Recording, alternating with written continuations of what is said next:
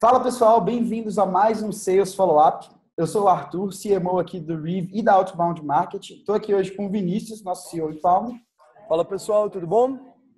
E com o nosso convidado Hugo Baraúna. O Hugo é co-founder e diretor de marketing e vendas na Plataforma Tech, uma empresa de ponta em tecnologia que é hoje uma das principais referências mundiais em Ruby on Rails e são os criadores do Elixir. Hugo, prazerzaço estar com você aqui hoje, cara. Pô, valeu, obrigado pelo convite, galera. Fiquei bem empolgado, aí sempre sigo o conteúdo da OTB, que é uma das inspirações da nossa operação de vendas aqui. E estou empolgado para compartilhar o que for ajudar o pessoal aí. Vamos nessa. Legal, legal. Cara, assim, bem-vindo. Acho que a recíproca é verdadeira. Eu estava até comentando com você que offline, né, que, poxa, busco muita inspiração em como que a plataforma Tech se posiciona hoje como marketing, como que vocês constroem realmente autoridade no mercado. Eu acho que o bate-papo vai ser muito legal para a gente falar um pouquinho mais sobre, cara, venda de altíssima complexidade, venda de serviço com altíssimo valor agregado, operação de inbound, operação de outbound. Então, cara, a gente quer realmente entender o que você tem construído. Poxa, a gente sabe que você é um cara de tech e que está cada vez mais dentro do mundo de marketing e vendas. Lançaram um blog da PTech para falar sobre marketing e vendas. Cara, vai ser legal demais. Conta só um pouquinho para a gente, cara, assim, como que está a sua estrutura hoje e como que vocês estão operando hoje como marketing e vendas aí na PTech. Legal. Eu vou contar um pouco como é hoje, daí se fizer sentido a gente volta lá atrás e vai contando um pouco de como que foi a história. Legal. Mas hoje uma estrutura em termos de equipe, por exemplo, a gente tem eu com o papel de diretor de marketing e vendas. Do lado de marketing eu tenho uma gerente de marketing com mais 2 pessoas na equipe. E a gente organiza isso pensando na jornada de compra. Então, uma pessoa mais fazendo a parte de atração e criando nossa mídia própria. E outra convertendo essa mídia própria, essa audiência em leads, depois em MQLs. Do lado de vendas, eu tenho hoje um Account Executive e 2 SDRs. E, na verdade, isso está mudando já no mês que vem.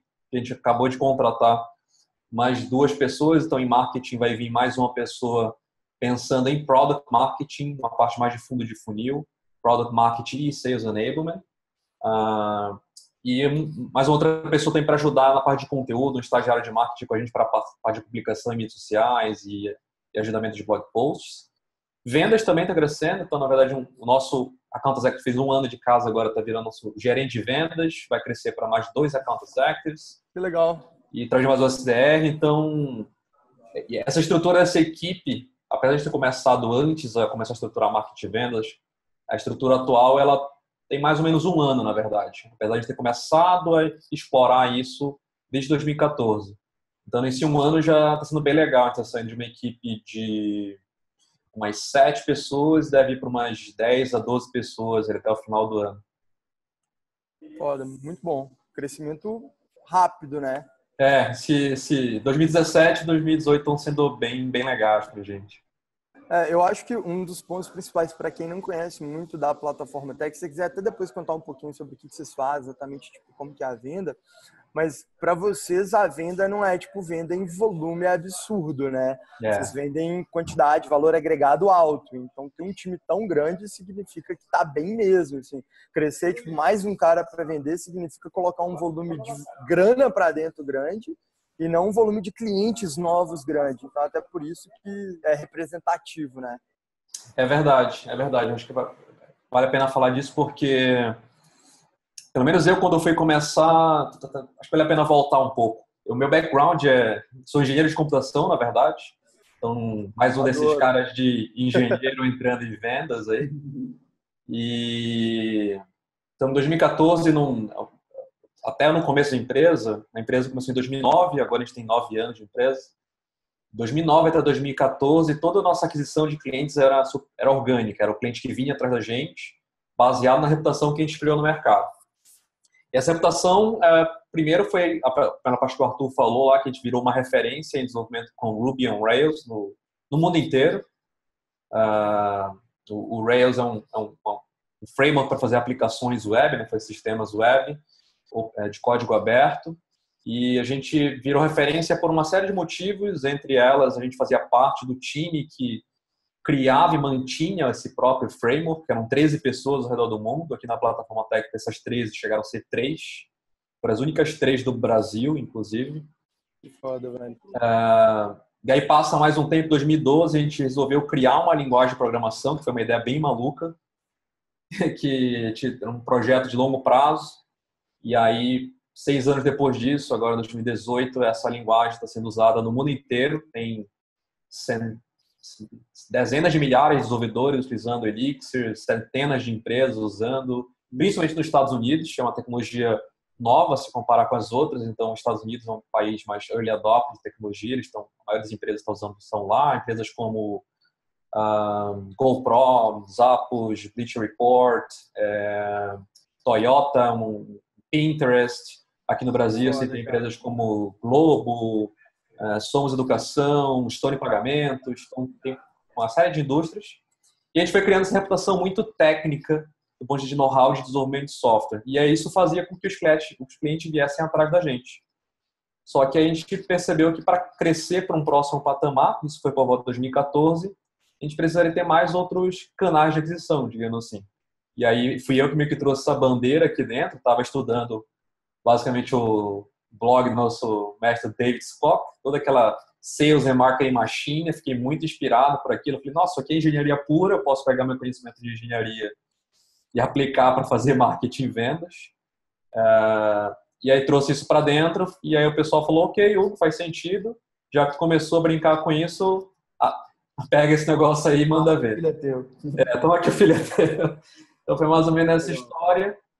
E aí, de lá para cá, a gente começou com inbound marketing, começou a gerar leads bastante, só que aí tinha um gap desses leads virarem oportunidades. Foi mais ou menos nesse período de 2016 para 2017 que a gente conheceu vocês, inclusive, Outbound Marketing. A gente acabou contratando o serviço e logo em seguida também o produto, o Reeve. Ajudou muito a gente na estruturação da operação de vendas. E aí depois, mais para frente, continuam profissionalizando a coisa e teve aquele estágio que saiu de ser a venda do founder para ser a venda de um time profissional, aqui numa pessoa dedicada. E aí também os aprendizados tiveram que vir com isso, porque como que você faz com outra pessoa que não é o founder vender? Nessa brincadeira, ano passado, a gente acabou crescendo 88% em faturamento.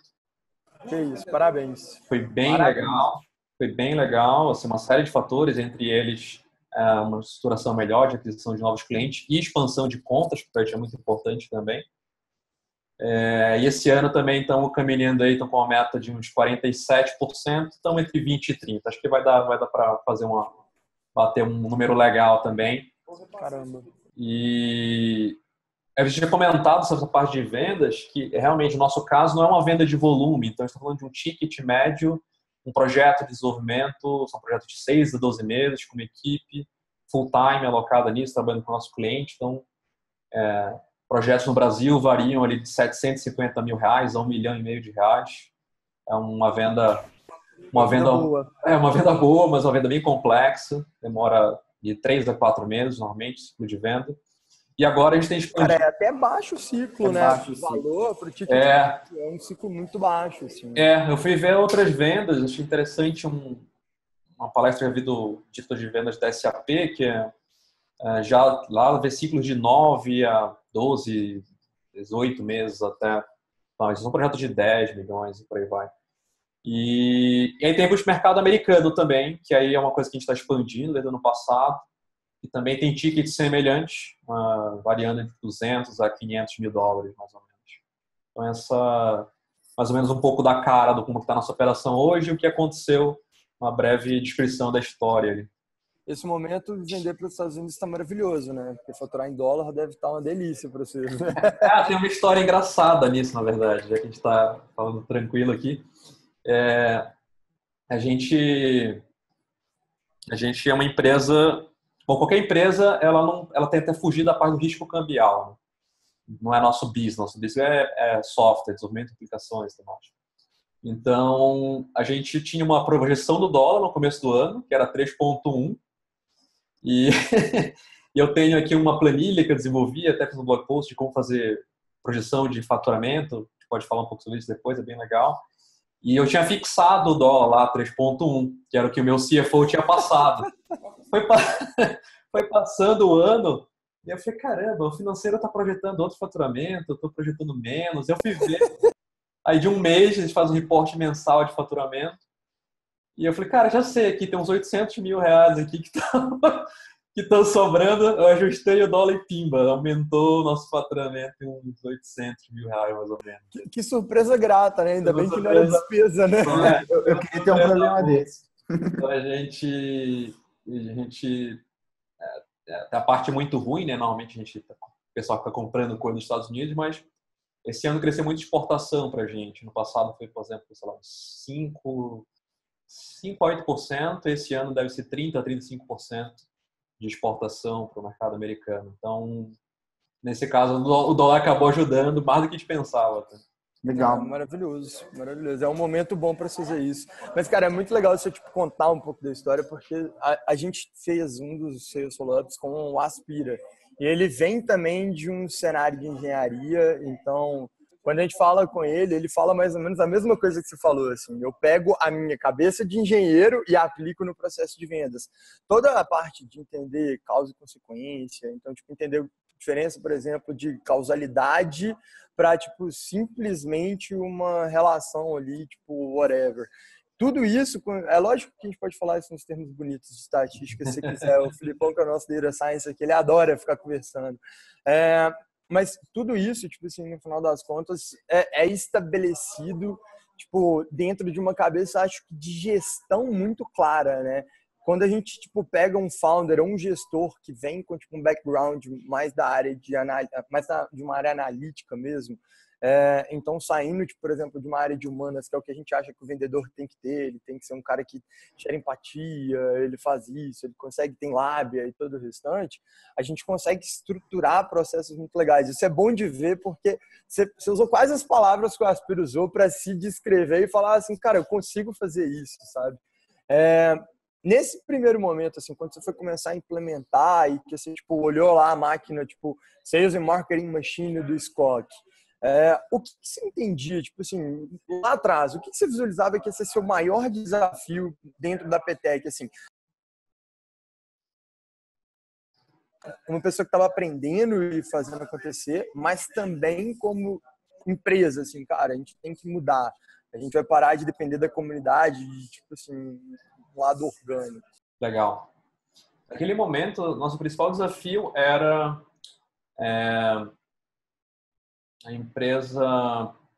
Naquele tempo a gente tinha, sei lá, uns 5 anos de idade, mais ou menos, E a gente tinha tido um crescimento inicial orgânico, que eu achei natural numa empresa no começo. E a gente é uma empresa também self-funded, bootstrap, então a gente não tem venture capital para dar aquele boost mais forte, né? Então a gente teve um crescimento orgânico inicial e depois meio que ficou um pouco parado, assim. A gente ficou um pouco... A gente até se questionou, falou, poxa, é isso que a gente quer? Não quer? Não, a gente realmente quer crescer, quer fazer uma empresa muito grande, empresa de impacto. Então estava um pouco aquém da nossa expectativa. E um dos diagnósticos, lendo esse material bastante do SCOC, do Sales and Marketing Machine, foi que a gente não tinha um processo de geração de demanda. A gente não tinha geração de demanda e outro jeito de falar era como a gente não controlasse nosso destino. A gente contava com a sorte. Vende de acordo com o que vem, né? Pouco, vende pouco. Exatamente. A parte boa é que a sorte estava acompanhando a gente. Não era 100% sorte, a gente foi construindo uma marca baseado em muitas palestras no Brasil e fora, escrevendo livros. Então nosso time escreveu, acho que ao todo 8 livros por editoras brasileiras e editoras americanas ao longo dos anos, da área de desenvolvimento de software, muito blogging. A gente fazia blogging no começo só com a ideia de compartilhar conhecimento, sem pensar que isso de fato poderia ajudar a gente com autoridade, reputação, uma cabeça mais de marketing. Era uma cabeça mais da comunidade de desenvolvedor, que você quer compartilhar sempre com conhecimento. E aí isso ajudou a gente. Essa foi a sorte, entre aspas. Só que ela estava se limitando. Então a ideia é como que a gente pega isso e potencializa. E aí o desafio era como que a gente cria, nesse primeiro momento, mecanismos de geração de demanda, mecanismo de gerar receita de modo mais proativo, que a gente pudesse ter um controle sobre isso também, para saber quanto que investe, quanto que não pode investir. E aí surgiu a ideia, é bem curioso, porque para quem está montando empresa no começo, a gente saiu da faculdade e montou a empresa. Na verdade, a Plataforma Tech é a segunda empresa, a primeira foi uma startup que não deu certo, estava para levantar venture capital, não funcionou, e aí a gente desenvolveu tudo em Rails, isso foi em 2007, 2008, e ganhou muito conhecimento e decidiu abrir essa outra empresa de consultoria e desenvolvimento focada em Rails no começo. Mas a gente não conhecia disciplinas de marketing, disciplina de vendas, então até a gente não sabia que o nosso problema tinha um nome chamado marketing. Então foi um aprendizado inicial naquele tempo, começar a descobrir de fato o que era isso do ponto de negócio e essas pecinhas que faltavam. A gente não tinha um marketing estruturado, em seguida a venda também não, era uma venda muito no feeling, o que funcionava como founder, mas... Muito baseado em conhecimento técnico, né? Muito baseado em conhecimento técnico. Então, esse foi o principal diagnóstico. Cara, a gente não tem controle sobre o nosso crescimento. Tem funcionado bem, mas agora está aquém do que a gente quer. E, no primeiro momento, como que a gente começa a construir um mecanismo de geração de demanda? Foi a ideia. Legal. Eu imagino que, naturalmente, você falou ali atrás também da transição from founder to rep, né? Então, tirar um fundador e colocar um vendedor. Um dos grandes desafios, a gente passou por isso aqui do nosso lado também. O founder, a gente brinca que é como se ele tivesse a estrelinha do Mario Kart, sabe? Ele sai, tipo, correndo na frente, ele consegue fazer muita coisa, porque você compensa, tipo, limitação, por exemplo, de venda com o conhecimento técnico que você tem. Você traz tanta coisa, você consegue entender e diagnosticar mais rápido, você consegue apresentar uma solução muito mais assertiva para o seu lead e todo o restante. E em soluções complexas, então quando você vende uma solução de alto valor agregado, como é o caso de vocês, por exemplo, isso faz muita diferença, porque passa confiança para o cara lá do outro lado, especialmente quando a gente fala de serviço. Serviço, ele é muito baseado em autoridade, né? A pessoa acreditar que você é capaz de entregar alguma coisa para ela. E quando você passa isso para um rep, a primeira coisa que você faz é diminuir um pouco a autoridade. Esse cara é um consultor de vendas, ele é um executivo de negócio, ele é um vendedor, ele é um closer, whatever. Nesse caminho, uma das coisas que a gente vê muito é justamente o founder, ele pega e fala assim, não, vai lá, faz um diagnóstico e apresenta uma solução. E aí ele ensina um tanto de coisa e quer que um vendedor novato consiga ser capaz de, tipo assim, se virar nos 30. Chega lá, tem 1 bilhão de peculiaridades, tem 1 bilhão de dúvidas pequenas sobre o projeto. O cara até comprou a ideia, ele já entendeu qual que é o problema macro, qual que é a solução, mas ele começa a vir com tanto de dúvida pequena, e aí a autoridade vai lá no chão porque o vendedor não sabe responder nada, ou ele não sabe desenhar, então ele consegue pegar de uma ponta para outra, mas o recheio dele fica cheio de falha, e aí abre chance para perder para concorrente. Isso, tipo assim, foi algo que você conseguiu trabalhar? Como que você faz para treinar um rep novo? Como que você faz para passar para ele conhecimento? Você ainda acompanha vendas? Tipo, como é que tá isso hoje para vocês? E como é que foi essa passagem? Legal. Foi interessante porque, na verdade, isso começou a acontecer até antes de a gente trazer um não-founder para vender. Porque desde o começo, a gente não tinha uma pessoa vendendo full-time, mas a pessoa que mais vendia, que tinha esse papel, é o nosso atual CEO e sócio também, que é o Marcelo Parque. E o que acontecia, isso foi natural, porque quando a gente começou a empresa, eram 4 pessoas, todas vieram de engenharia, e a gente fez aquela separação básica entre o pessoal de business e o pessoal técnico. E o pessoal de business era só o Marcelo, que é o CEO. Então ele vendeu muito, e aí chegou um momento que, cara, ele é o CEO, ele tem outras coisas para fazer que são muito importantes que ele não está fazendo. E aí, nesse momento, a gente começou, outros sócios também, eu incluso, começamos a vender. Para a gente já também não foi fácil, mesmo tendo todo o conhecimento técnico, porque ele aliava o conhecimento técnico com o conhecimento tácito de vendas. Ele não sabia passar para outra pessoa, mas ele sabia fazer. E aí, eu fiquei... Não é muito aprendido, né? Ele é desenvolvido por tentativa e erro mesmo, né? Então ele aprende a fazer a mesma coisa que ele sentia que funcionava, né? Exatamente. E a primeira coisa o conceito que eu usei muito forte nesse tempo foi ele separar o que é esse conhecimento aprendido, o conhecimento tácito, e o conhecimento explícito, que é aquilo que você consegue colocar em palavras e comunicar e replicar para uma outra pessoa.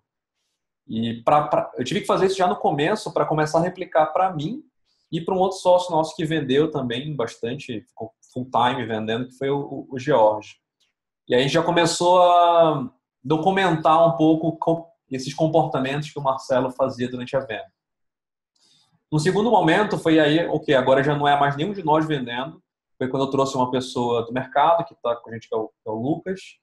Ele já tinha background vendendo em empresas de tecnologia, da indústria de tecnologia, como Oracle e outras coisas assim, mas o nosso caso era bem específico. Aí, nesse momento, uma coisa que me ajudou muito, foi uma outra fonte muito legal, que me inspirou foi o livro do Robert, o Sales Acceleration Formula. Então, comecei a tentar decodificar o que seria alguma coisa que traria sucesso para esse vendedor. O que seria como se fosse um lead indicator de sucesso para esse cara. O Marco Robert explica muito bem no livro. E aí eu fui quebrando esses comportamentos, usei isso no processo seletivo. O pessoal, inclusive da UTB, me ajudou muito com isso também, ajudou no processo seletivo para como que quebrar esse perfil de um account executive. E aí depois, quando esse cara veio para dentro de casa, a gente pegou cada uma daquelas competências que a gente definiu, ou características, como ele chama, e montou algum treinamento em cima disso. Além disso, tinha outros aspectos que para a gente também era importante. Aquilo era a parte mais de vendas. Outra parte muito importante é a nossa cultura da empresa como um todo. Então, influencia o modo como a gente pensa vendas. Sim. É um modo muito mais consultivo e pensando em sucesso do cliente e não empurrado, que é meio que a escola anterior, né, que existe venda, aquele vendedor estereotipado que fica empurrando. E a outra parte era a parte mais técnica do nosso domínio, do nosso negócio, que aí eu precisava ensinar ele como que eram nossos serviços, termos técnicos de desenvolvimento de software. E aí foi um mix entre documentos que a gente foi preparando, né, apresentações e Google Docs, basicamente, sessões de role-playing, e ouvir call e depois dar feedback em cima do call, ou acompanhar a reunião e dar feedback após a reunião. Legal. Um mix dessas estratégias. Basicamente, constrói fundamento, faz simulações controladas, joga para a vida, vê como é que funciona e se der problema, volta e faz acontecer de novo. Você simplesmente pegou seu processo de desenvolvimento de código, de produto e colocou para vendas, né?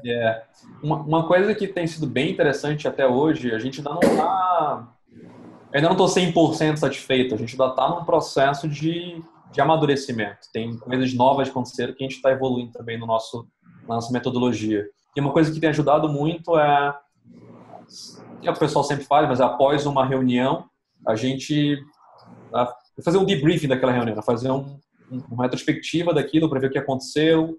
Outra coisa que a gente está implementando um processo melhor, às vezes a gente fez, às vezes não fez. Ou, às vezes o pessoal chama de win-loss analysis, que é por que ganhou ou por que perdeu. Sim. Vai muito de acordo com a cultura que a gente tem de vendas aqui. Uma frase só que eu uso aqui dentro da equipe toda é que não basta vender para a gente. A gente entender por que vendeu para conseguir replicar e crescer. E aí a gente pega essa filosofia e aplica em todas as metas aqui dentro. Cara, é legal ver porque, assim, quando a gente fala de uma cabeça mais analítica, como é o teu caso, é muito bom ver como que vocês fazem muito isso. Assim, eu sou uma pessoa que eu me forço a tentar ser mais analítico do que eu realmente sou.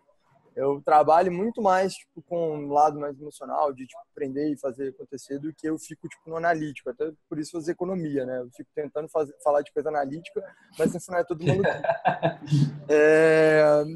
Mas, assim, de verdade, é muito legal ver como é que vocês, formulam gatilhos e gatilhos específicos. Então, deixa eu quantificar, e o Roberto faz isso muito bem como direcionamento, né? Deixa eu quantificar algo que não é quantificável de maneira fácil, mas deixa eu dar uma nota, nem que seja assim, da minha cabeça, e a partir daqui eu consigo priorizar melhor do que se eu simplesmente olhar e falar assim, agora eu vou fazer isso. Você consegue, eu acho legal conversar contigo é praticamente falar de produto. Você consegue, fazer a mesma coisa que você faz de desenvolvimento. Você vai, sei lá, em Scrum, você vai botar um sprint, aí você volta o esforço. Tá certo? É isso mesmo? Não necessariamente é.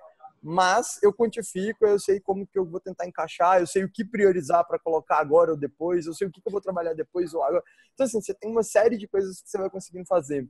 Acho isso muito legal, cara. Assim, eu sempre gosto de conversar com quem tem esse tipo de mentalidade, esse modelo mental muito analítico, assim. Você já percebe isso? Você já sabe que você faz isso? Que você, tipo, praticamente faz associações com muita coisa que você faz, cara? Já, na verdade, uma das coisas que me empolgou muito para entrar no mundo de vendas foi ver gente abordando essa disciplina, né, essa ciência barra arte, com uma cabeça analítica, que não era o que eu pensava que era feito o padrão, de modo geral. Então, o Roberge, quando eu li o livro dele, para mim foi uma inspiração muito forte, porque eu vi ele pegando basicamente tudo que a gente aprende num curso como engenharia, coisa do gênero, e usando isso para resolver problemas de vendas. E aí ele começa o livro dizendo, cara, eu fui uma das primeiras pessoas de vendas aqui da HubSpot, e tudo que ele tinha no bolso dele era um diploma de engenharia. Era isso que ele tinha para resolver. E eu falei, pô, eu tenho isso. E o cara fez a história. Ele fez a história de 0 a 100 milhões. Essa é a história, né? Eu falei, pô, beleza. Esse é o pré-requisito, dá para fazer. E aí as técnicas que ele usa e tudo mais são todas técnicas bem aplicáveis. E é o modo como a gente aborda aqui. Na verdade, é o modo como eu penso, até acaba influenciando bastante.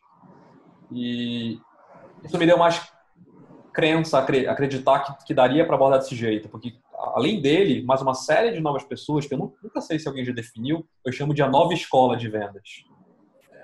Tem essa pegada mais analítica e eu me identifiquei muito com isso. Falei, beleza, dessa galera aqui eu faço parte, vamos junto. Vamos fazer esse negócio. A gente foi aplicando aqui, depois em algum momento a gente já tinha um pouco de conhecimento para compartilhar também. Mas eu faço isso bem explícito mesmo, com a equipe inteira. A gente tem acho que uma coisa que é difícil às vezes, algum desses conhecimentos ele é tácito também, não é explícito. Então uma coisa que aconteceu recentemente aqui foi em marketing a gente faz isso. A gente tem uma gerente de marketing que eu acabei contratando uma engenheira também. E aí eu descobri que ela mandava muito bem nas análises que ela fazia, utilizando planilha e por aí vai. E uma das coisas era um curso que ela tinha feito. Eu falei, opa, esse curso aqui a gente pode pegar e aplicar para outras pessoas na equipe. Então, outras pessoas na equipe de marketing também tem meio que no currículo básico, na plataforma Tech, passar por esse curso, que é um curso de modelagem com planilha e, por consequência, acaba aprendendo um monte de coisa com planilha também, porque às vezes parece trivial para quem já está no dia a dia, mas na verdade não é tão simples assim, e aí a gente não consegue passar. Então a gente foi achando essas ferramentas de como conseguir replicar isso também para a equipe inteira.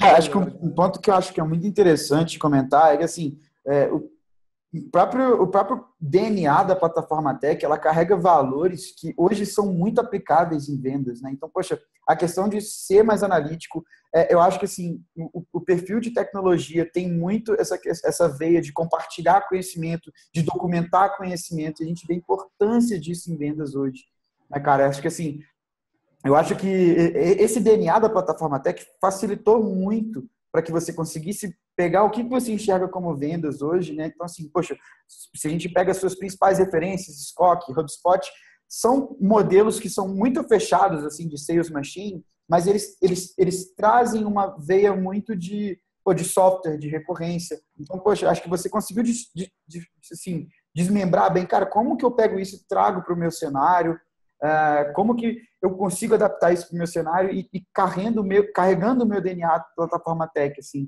Acho que esse é um ponto muito chave, que as pessoas às vezes não enxergam isso, né? Poxa, assim, o meu conhecimento de desenvolvimento, meu conhecimento de tecnologia não tem nada a ver com vendas, mas no final das contas são disciplinas que são complementares. Acho que esse é um diferencial muito importante de vocês. Uma coisa um exemplo disso que eu fiquei bem empolgado de fazer, eu compartilhei no blog de marketing vendas da PTech, o PTech Growth, foi aquele modelo a gente criou um modelo de projeção de faturamento com análise estatística, uma técnica que chama simulação de Monte Carlo. Parece um negócio meio complicado, mas não é tão complicado assim, na verdade. E aí, depois que a gente fez isso, eu me lembrei de uma outra frase que eu tinha ouvido no passado sobre inovação. E a inovação acontece quando você junta disciplinas diferentes que não necessariamente andam juntas. Então, para fazer aquilo, a gente precisava saber um pouco de vendas, um pouco de estatística, um pouco de programação, porque foi um algoritmozinho em JavaScript, uma técnica estatística, num problema de vendas. E às vezes é difícil fazer esse tipo de coisa porque às vezes está separado em múltiplas pessoas. Um cara que manja de uma coisa, nesse caso eu estava com a sorte de ter sido exposto para esses 3 conceitos. E aí deu para fazer. Como é que eu resolvo esse problema de forecasting? Falei, caramba, peraí, tem um negócio que eu aprendi. Na verdade, é para gestão de risco de ativos financeiros, que eu aprendi no MBA de finanças. E a gente aplicou aqui hoje, a gente usa para fazer projeção de entrega de projeto, analisando o risco. E também eu vi que era um modelo que dava para aplicar em vendas. E aí fica super simples depois para as pessoas fazerem, só preencher os dados na planilha e rodar aquilo. E vai de acordo com esse DNA e juntar essas várias disciplinas. Acho que quando acontece isso é quando aparecem algumas coisas novas, umas inovações.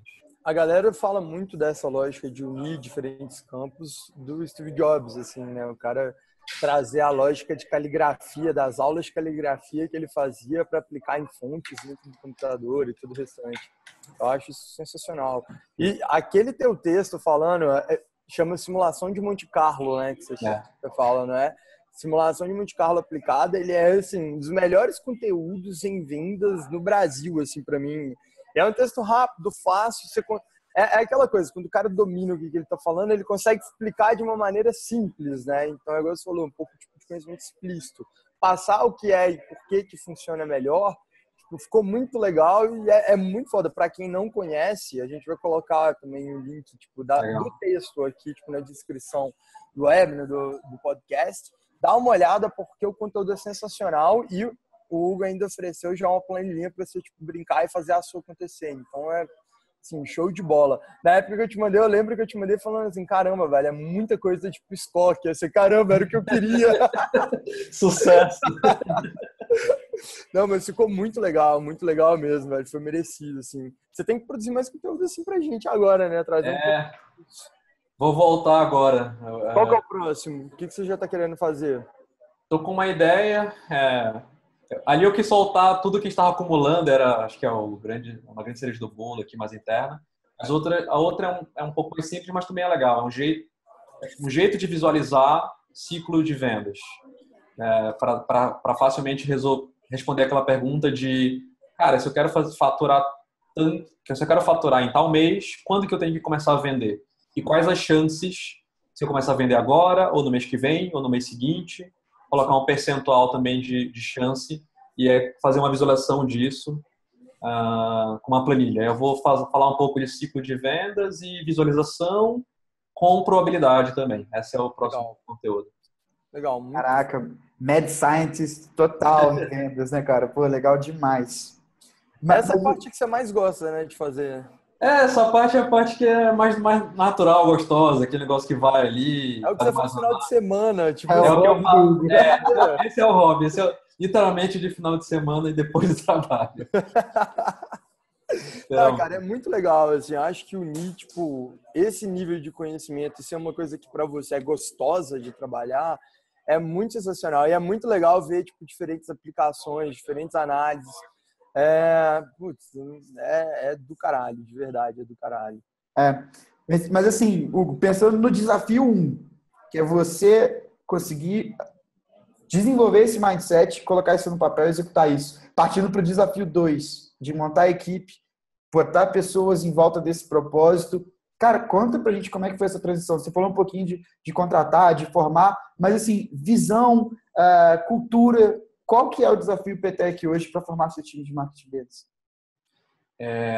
Acho que a gente passou por algumas fases. A primeira fase foi essa parte da descoberta de uma coisa que a gente nem sabia que existia. Tem um termo que em inglês, não sei como é que é em português, é unknowns. Você não sabe aquilo que você não sabe, né?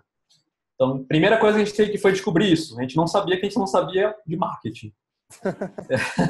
Você falou, seu problema chamava marketing e nem isso você sabia. Exatamente, nem sabia isso. Apesar de já fazer, porque já faziam blogs, já produziam conteúdo e já interagiam com uma comunidade. Exatamente. Então, é engraçado. Hoje eu olho para isso daí faz foi em 2014 mais ou menos, faz uns 4 anos, então eu até me senti ingênuo, assim, caramba, como é que eu não sabia isso, velho?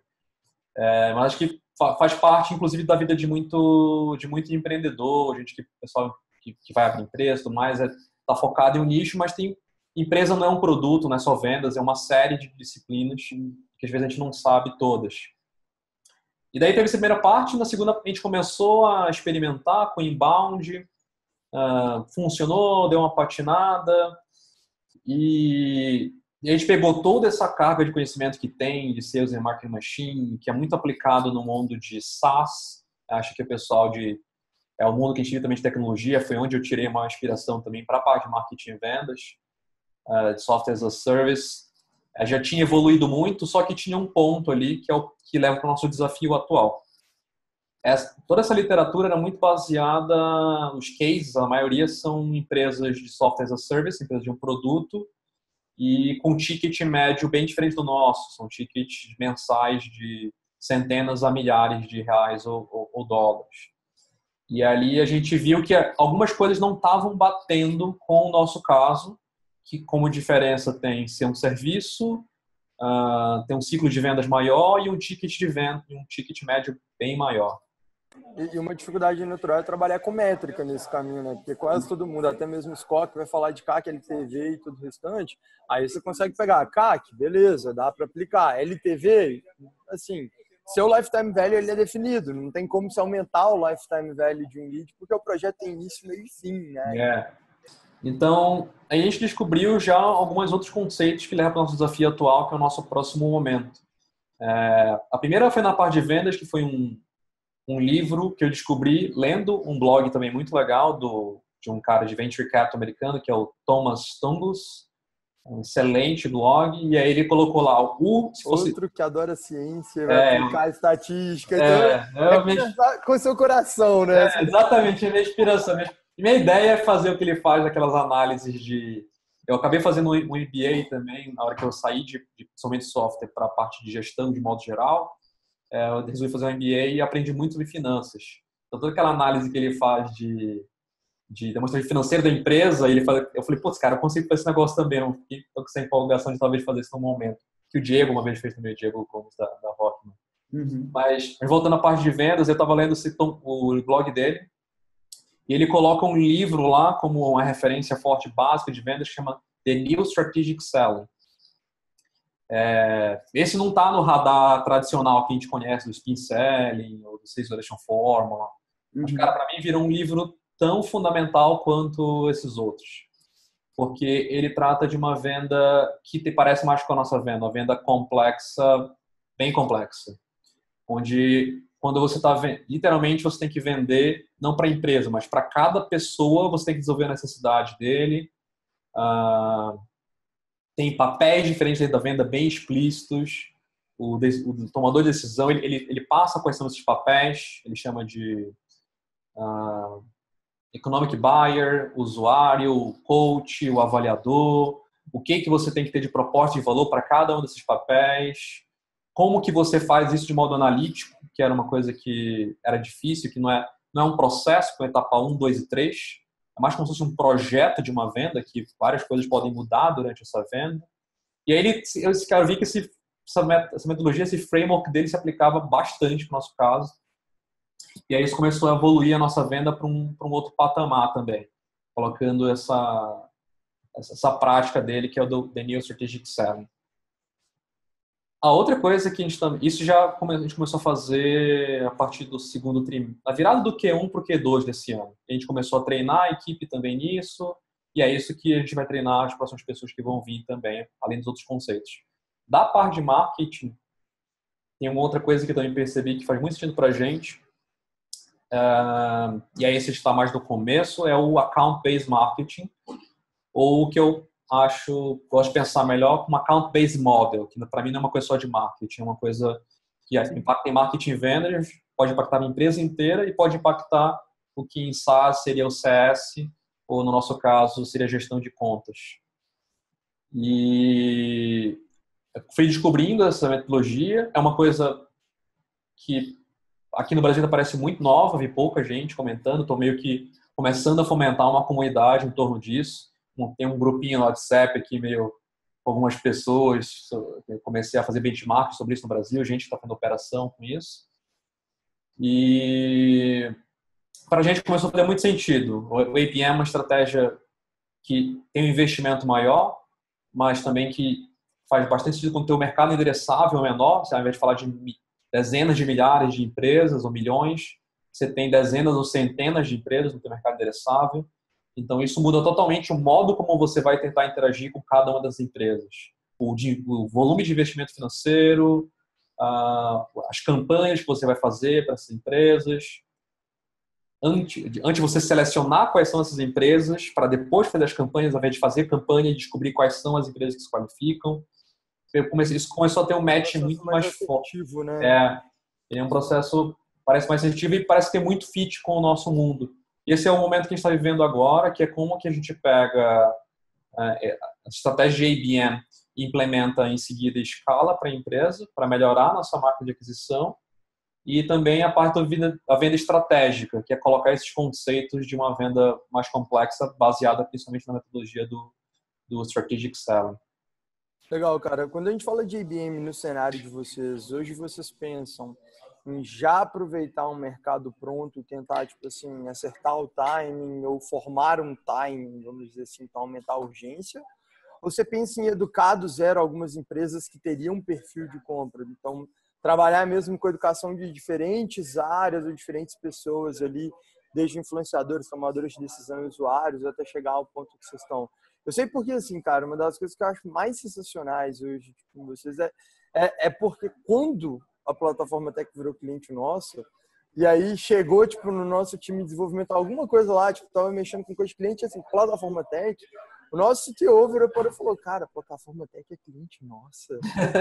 Fala com orgulho, sabe? É muito legal. Eu imagino que, até em termos de abertura de outbound, seja fácil você chegar e falar com um cara ou outro, nem que seja tipo assim, vamos conversar. Tipo, pô, tô conversando com a plataforma Tech, saca? Tipo, legal.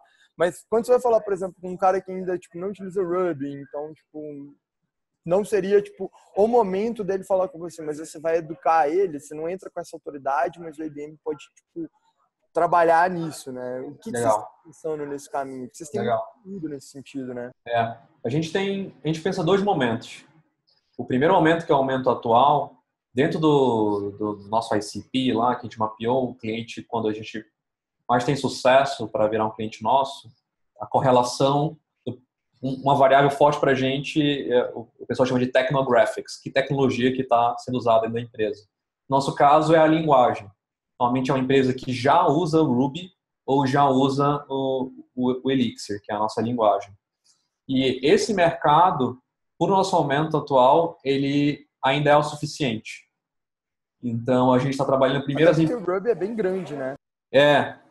E na verdade, o Ruby no Brasil, no mundo inteiro ele é bem grande, no Brasil também é grande, mas dentro do nosso ICP ele fica um pouquinho menor. Mas, principalmente, o do Elixir, que é essa linguagem que a gente criou, ele está em constante expansão ainda. Principalmente nos Estados Unidos, que é o que está ajudando a gente na internacionalização e na exportação. Então, eu sei que tem esse primeiro momento onde a gente consegue aproveitar ir atrás de empresas que já usam a tecnologia, que de fato ajuda a gente com a abertura, principalmente com o Elixir. Com o Ruby a gente já tinha uma referência, mas a gente era uma referência entre outras referências também. Poucas empresas, 3, 5 no mundo, super referência. No caso do Elixir, a gente conseguiu se destacar quase como única, né? Não tem muita comparação. Foi uma vantagem competitiva bem forte. Então, isso ajuda, de fato, quando a gente vai falar com as empresas, pelo menos uma abertura para uma conversa, principalmente, na verdade, com os desenvolvedores, ou quando tem o CTO, ele está mais próximo aí do desenvolvimento. Dito isso, tem um segundo momento, que ainda não é, onde a gente vai ter que trabalhar uma parte que é a expansão pura da linguagem. Crescer o bolo para pegar pedaço maior, né? E isso daí vai ser um bicho bem diferente, porque é o trabalho que, em paralelo, talvez o HubSpot tenha feito com inbound marketing, ou então um trabalho que também cada um de vocês estão fazendo aqui com outbound, ou então RD com inbound, esse ecossistema inteiro de educar primeiro um mercado, né, para até depois aparecer alguma demanda. Isso vai ter um momento seguinte. No nosso caso, tem paralelos de empresas que fazem isso. Exemplos com empresas de banco de dados, com o MongoDB, ou então de outras tecnologias, com empresas maiores também, Sun fez com Java e por aí vai. E aí já é um estágio maior. Normalmente esse mercado que a gente está indo trazer é do mundo inteiro. Então, Caramba. É um estágio seguinte. A gente tem bastante coisa para fazer agora ainda, mas a gente sabe que vai chegar um momento onde a gente vai ter que fazer evangelização pura da coisa. Tem muita empresa grande hoje desenvolvendo framework diferente, né? Google, o próprio Facebook, a galera tem desenvolvido. Mas eu não sei, assim, eu não sou um cara de tecnologia igual você. Eu tenho a impressão de que tem muito mais coisa, pelo menos que aparece de front, né? A galera acaba tentando trabalhar com uma interface tipo, mais própria e tudo, e acaba desenvolvendo mais frameworks pensados nisso, né? Esse é o momento mesmo. Então eu acho que, ia ser foda, velho. Mas E é legal porque eu acho que em tecnologia, vocês se expandirem bem nos Estados Unidos como comunidade, é a raiz ideal para vocês expandirem para o mundo inteiro e fazer uma evangelização, né? É plantar a semente, né? E aí tem uma história legal. Tem coisas em marketing, foi que nem o Arthur falou, né? Quando eu descobri que nosso problema era uma ausência de marketing, foi ao mesmo tempo que eu descobri que a gente já fazia marketing também. Só que de modo orgânico, de modo não estruturado. Vocês fazem um marketing tribal do Seth Godin, quase, né? Tipo isso. E uma coisa legal nessa parte de formação de comunidade, depois eu entendi essa como uma variável e aí a gente começou a construir em cima disso. Então, por exemplo, na parte de evangelização, a gente conseguiu fazer de um modo onde os investimentos na evangelização e essa formação de comunidade, eles são distribuídos, né? Não é só a nossa empresa fazendo isso. De fato, tem uma comunidade agora tem pelo menos 190 meetups, encontros de Elixir ao redor do mundo. Caramba! Mais de 15 conferências também em 5 países de Elixir. E o que acontece é que esses meetups, essas conferências, não é a gente que organiza, é a própria comunidade. Isso no nosso caso foi bem bom do ponto de marketing, porque imagina se eu tivesse que investir nosso capital para fazer 15 conferências, 190 meetups ao redor do mundo para evangelizar. Normalmente ainda, né? Não é nem só E daí... só que é muito legal porque cada uma na comunidade vê que vai ser bom, o pessoal se ajuda. Então, semana passada, inclusive, eu estava numa cidade perto de Seattle, foi o Elixir Conf, que é a conferência de Elixir, a maior, que é nos Estados Unidos. Teve 600 pessoas. Caramba, cara. 600 pessoas. Cara, isso é muito incrível, sério. Falando sobre Elixir. Assim, 600 pessoas parece assim, cara, são 600 desenvolvedores. Não, são 600 desenvolvedores que se deram o trabalho de viajar para participar de uma conferência para falar de caramba, velho. É sensacional. E aí é super legal, então tem a parte gostosa assim mesmo, do gut feeling, cara, é animal isso. E tem a parte que você pode pensar também com a cabeça mais de business, que é, olha esse marketing gratuito acontecendo, sabe?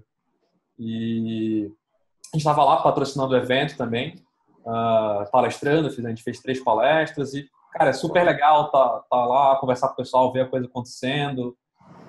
E essa é uma parte super importante pra gente, que é como que a gente não controla a comunidade, mas como que a gente ajuda a suportar a comunidade para que a comunidade toda vá se desenvolvendo, né? A gente enxerga a Plataforma Tech nesse contexto mais como parte da comunidade, como mais um agente importante e menos como o dono da coisa, de fato. Mas é isso, assim, que eu acho que importa no final das contas.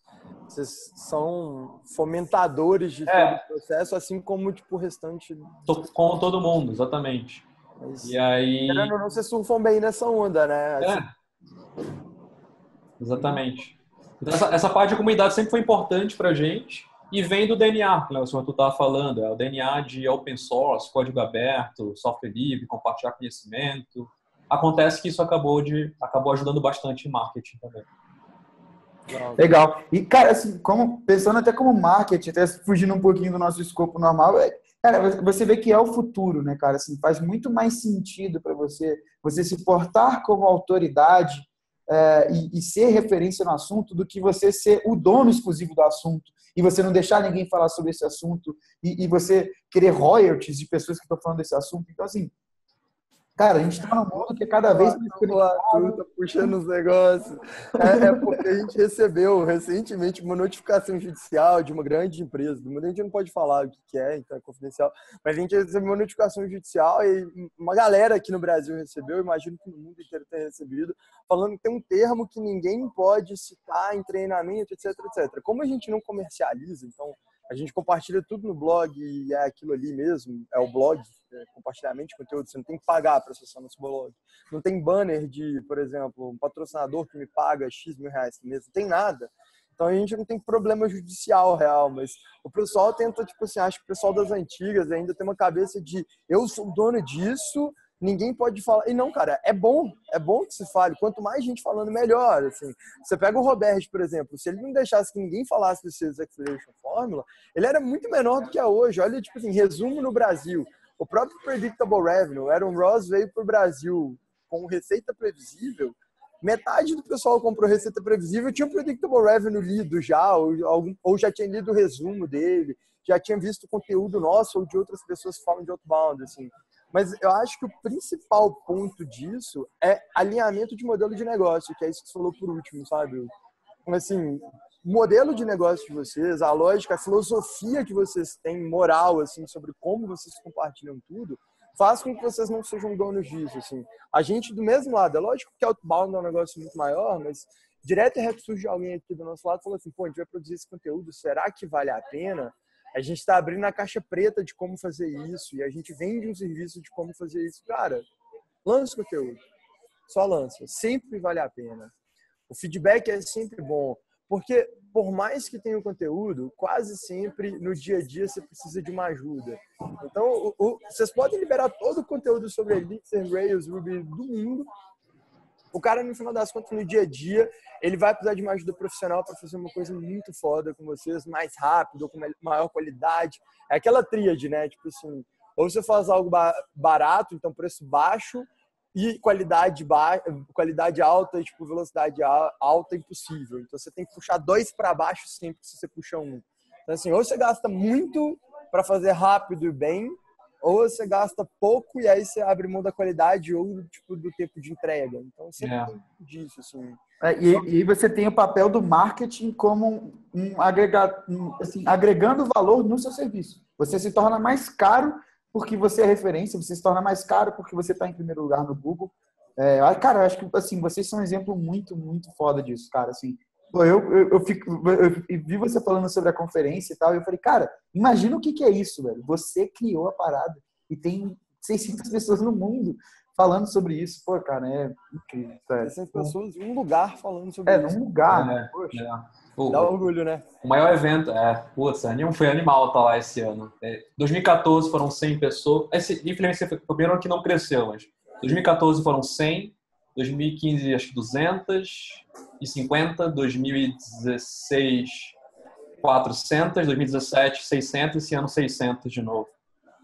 Sim, cara, é capuloso. Né? E aí... Fez um evento agora que você veio aqui falar em BH para 220, 250 pessoas, cara, já é um orgulho, tipo assim, tem tanto tal. Imagina você indo para os Estados Unidos, assim, pô, sensacional. É bem legal. A última coisa que eu queria adicionar sobre essa...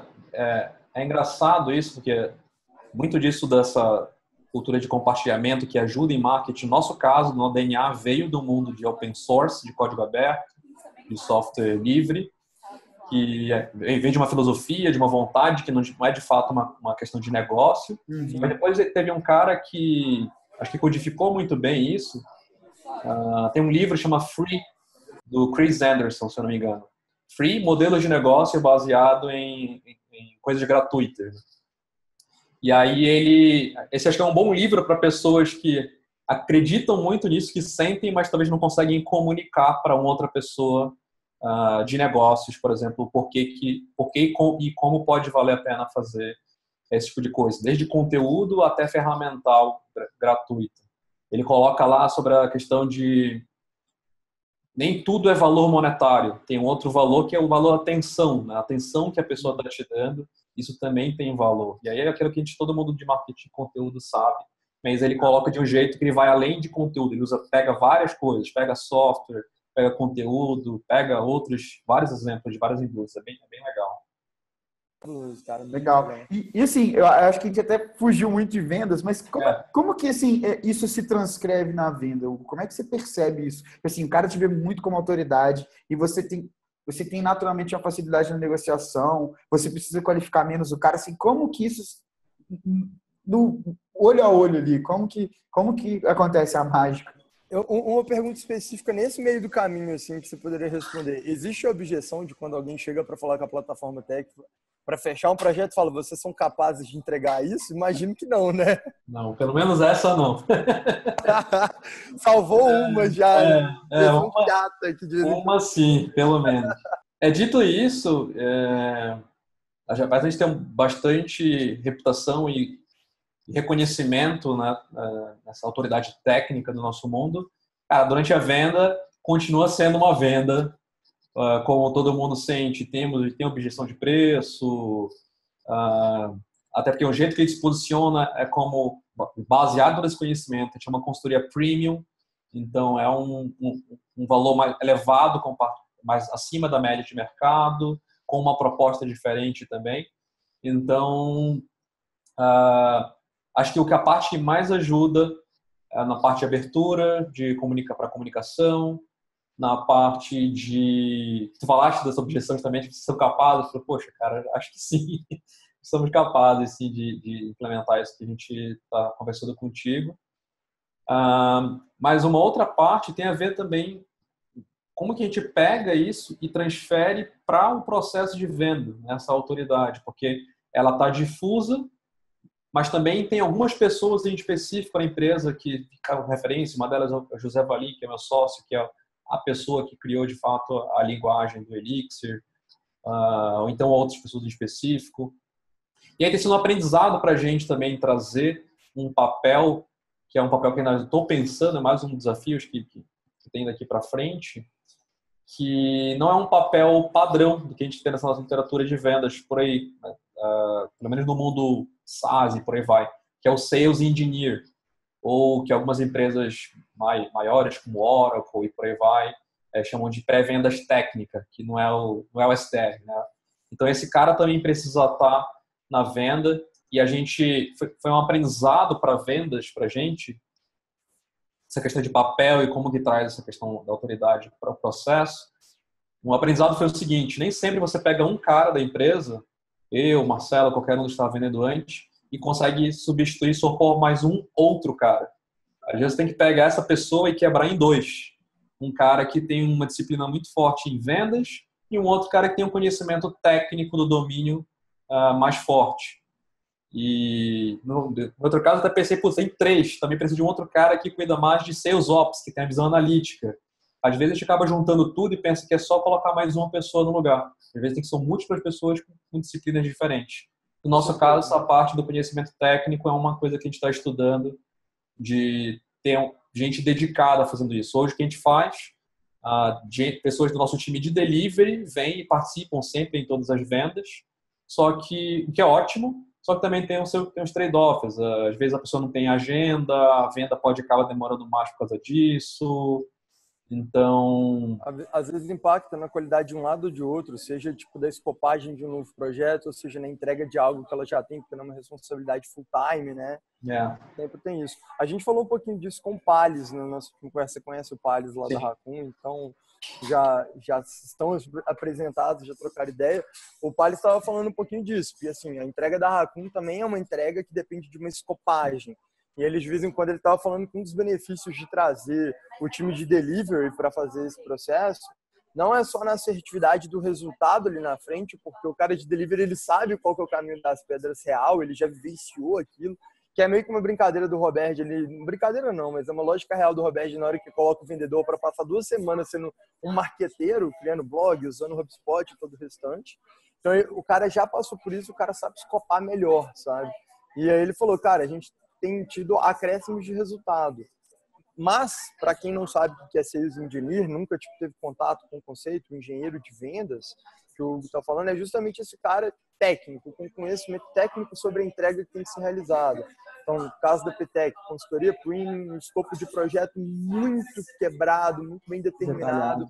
Você tem que acertar a mão, porque se você erra a mão, vende um projeto que seria de 12 meses em 9, você trabalha 3 meses de graça, porque está no contrato que você tem que entregar. Então, tem uma série de coisas que você tem que saber como trabalhar. Quanto de recurso alocar, manter uma margem de lucro legal e todo o restante. O engenheiro de vendas, geralmente, ele é tipo um cara que complementa o vendedor. Ele traz o conhecimento dele ali e, antes de fechar a venda, ele desenha esse projeto, ele desenha esse escopo, ele entende as necessidades, ele consegue fazer tipo, ali, o passo a passo, o breakdown do que vai ser entregue, né, Hugo? Exatamente. Tem esse caso do escopo, no nosso caso pelo menos, a gente faz uma venda que é baseada em metodologia ágil, então o escopo é variável, acaba a gente não tem pelo menos esse risco de ambos os lados, o cliente ou a gente, não tem o risco de se durar mais ou menos, ele só vai pagar pelo tempo que a gente está trabalhando junto com ele. Mas tem empresas que vendem nesse modelo com escopo fixo e, além disso, ele entende. No caso de vocês é muito diagnóstico do que ele realmente precisa, senão você monta o escopo errado e a entrega não satisfaz o cliente, né? E os pré-requisitos também que esse cliente tem para ter sucesso, né? Se você pensar, às vezes, em um produto, às vezes pode ser um pouco mais fácil de articular. Por exemplo, se você estiver vendendo RD, o que o cara precisa ter? Ele precisa ter talvez meia pessoa de marketing e um blog. É fácil de diagnosticar o pré-requisito. Deve ter mais coisa, eu nunca vendi na RD, mas por exemplo. A gente é cliente dele, na verdade. Mas no nosso caso, eu não consigo colocar isso tão simples assim num checklist. Então esse cara vai ter que ver o modo como o cliente pensa escopo, vai bater com a metodologia, a arquitetura do software dele, o approach que ele quer fazer para o projeto, a integração entre as equipes. Cara, são muitas variáveis que, dependendo de como que elas estão lá e como que o cliente vai querer abordar o projeto, pode ser que ele não tenha sucesso. E aí a gente se preocupa muito com isso, e a parte do sucesso do nosso cliente, uma parte bem importante, passa por questões técnicas. Tem questões de negócio, que ele tem que ver se vai ter um retorno para ele do ponto de negócio. Em vendas a gente consegue fazer isso perfeitamente. Legal, foda. Porém, a parte técnica, ela requer conhecimento técnico, e ela é tão importante quanto no nosso caso também. E tem um ponto, acho, crucial quando a gente fala de tecnologia, que é meio que uma lógica de definition of done, né? De vez em quando você deixa muito etéreo, aí você entrega e fala, não, mas é isso que está acordado. Não, peraí, mas você falou que ia entregar isso, mas é o que eu estou fazendo. Não, não é. Aí você vai olhar, tipo assim, o definition of done, ele tem que ter regras muito claras, assim, para, tipo, não ter esse probleminha de, tipo, não atende a tudo que eu queria, né?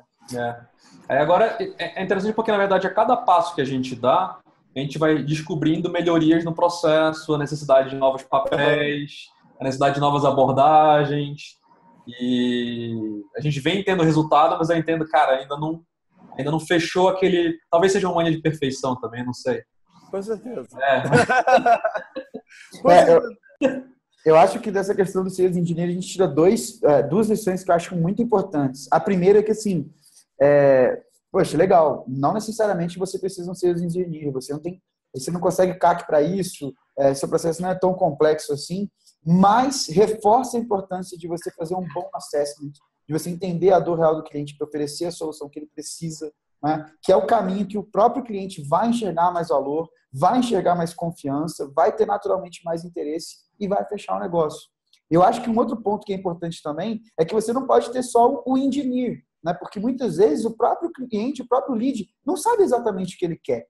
Né? Então é papel do vendedor investigar, é papel do vendedor cavucar, poxa, qual que é o seu objetivo real? Né? Então, poxa, é o sales engineer realmente. Né? Então, assim, o cara precisa ter uma cabeça de assessment, de perfil técnico do que o lead precisa, e ele precisa ter o papel de vendedor de, velho, o que esse cara quer no final das contas? Né? Qual que é o valor que ele está buscando?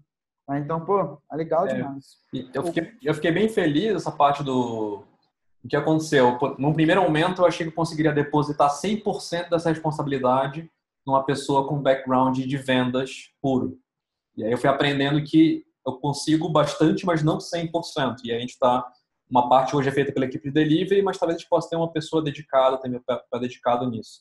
Mas eu fiquei eu fiquei surpreso com o quanto a gente consegue fazer com alguém que não veio da nossa área de projetos. Teve 2 casos aqui que foram emblemáticos. Assim, o cliente falou durante o processo de venda, ele falou, cara, que é o meu objetivo, foi o supra-sumo para mim. Ao final do processo, ele falou, nossa, cara, só esse processo de venda foi o suficiente para mim, já gerou valor.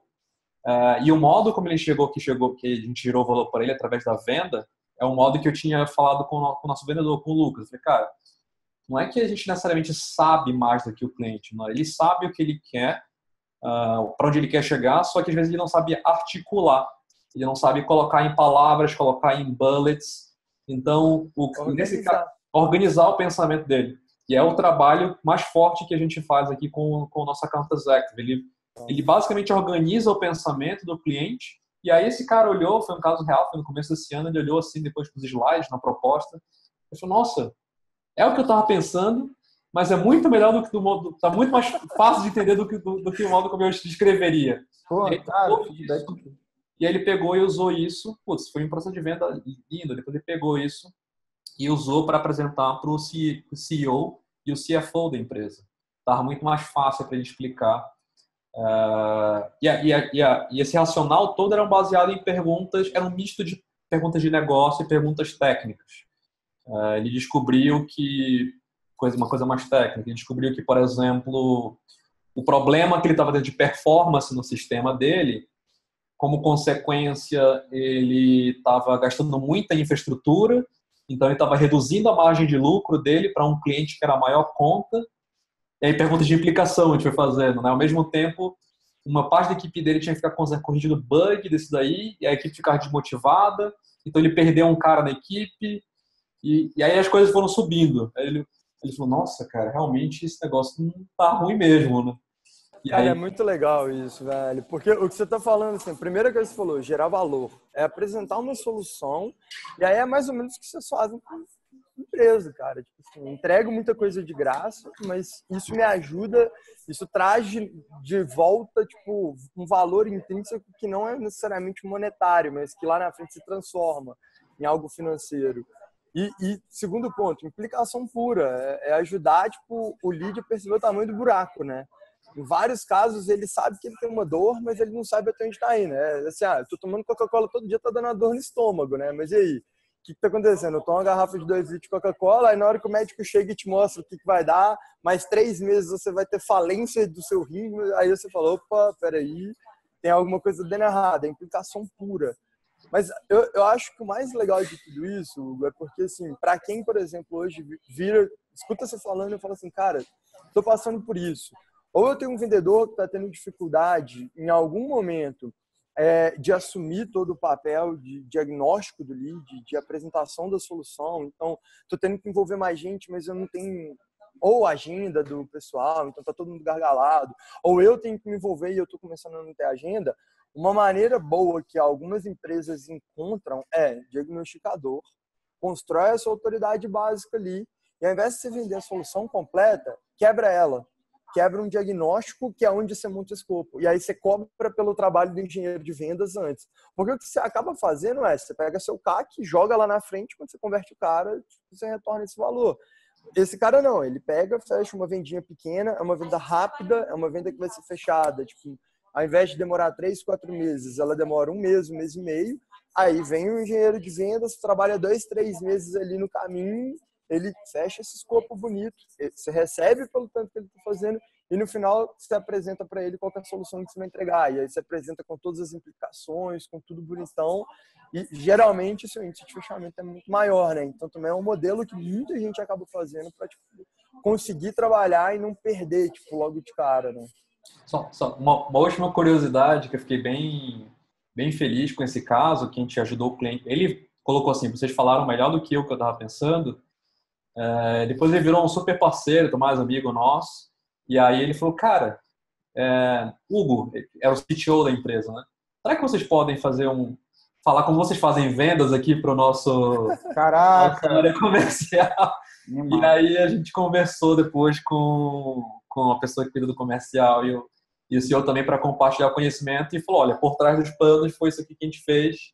e o pessoal gostou, cara. Foi um reconhecimento muito legal do trabalho que a gente fez com vendas. A gente ficou bem feliz. Assim. Que feedback. Além da venda por si só, né? Puta, vender, beleza, mas a gente fez uma venda muito redonda e o cara ficou feliz e pediu depois pra gente ensinar como a gente estava fazendo.